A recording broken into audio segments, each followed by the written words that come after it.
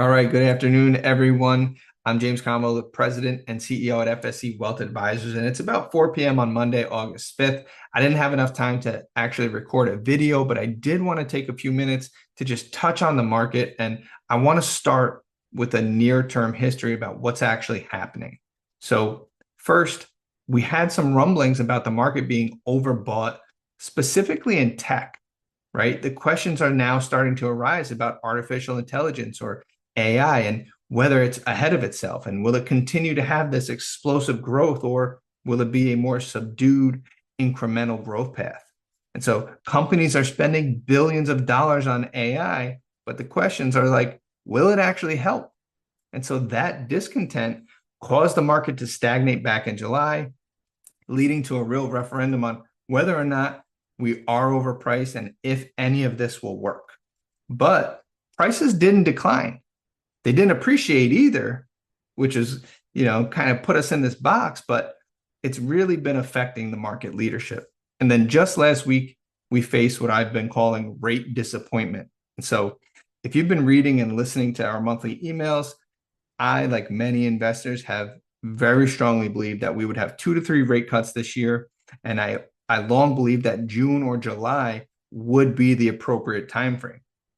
And so, I mean, there were some people who believed that we would have 6 rate cuts this year, which was completely absurd. But the fact remains, none of this has come to fruition. And so we haven't seen a single cut yet.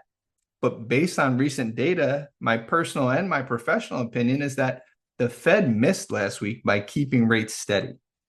I think we're in a situation where the Fed and Jerome Powell, they don't want to be wrong again as they were at the end of 2021 about inflation being transitory. It's like they've already had their emperor has no clothes moment and they're terrified to repeat it.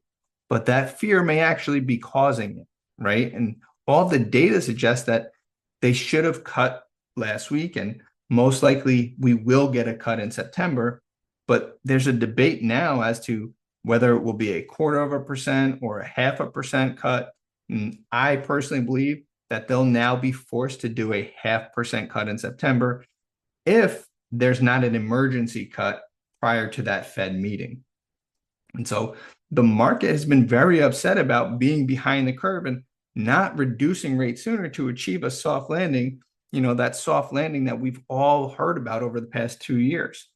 So following the Fed meeting, we had some of that data, which were weak unemployment numbers. Naturally, the market was very unimpressed and felt that rates should have been reduced already. And so we immediately went from a bad news is good news environment to a bad news is actually bad news, right? And so now there's growing concerns that we may face a recession.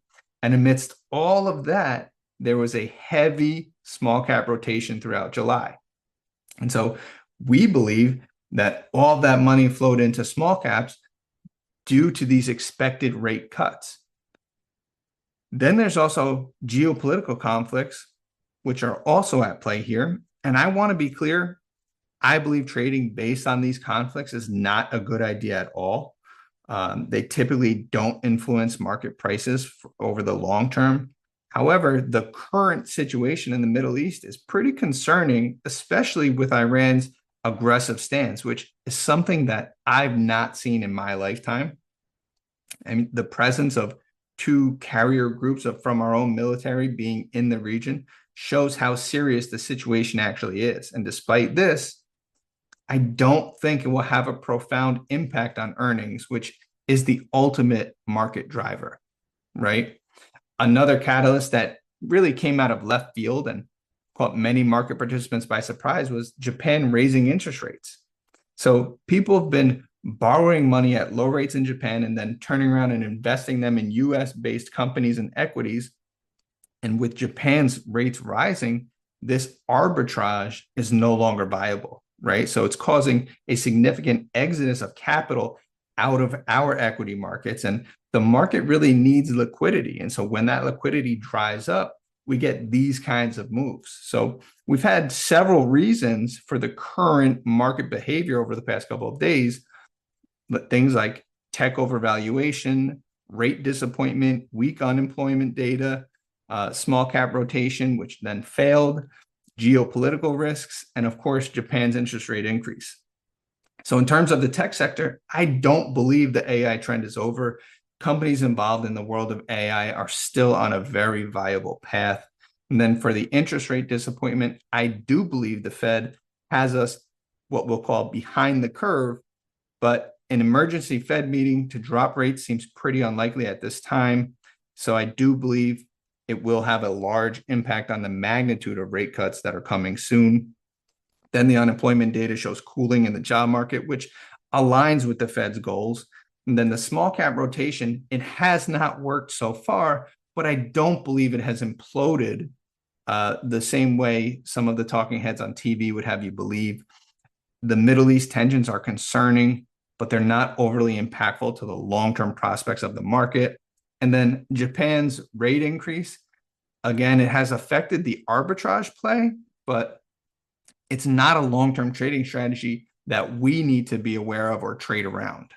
So despite these uncomfortable days, we're only 7.5% down from our post-COVID peak, which still isn't considered a correction. So we are not making any structural adjustments in our portfolios because historically the best days follow the worst ones. And so we don't want to get caught raising a whole lot of cash and then miss out on the potential rally from this pullback.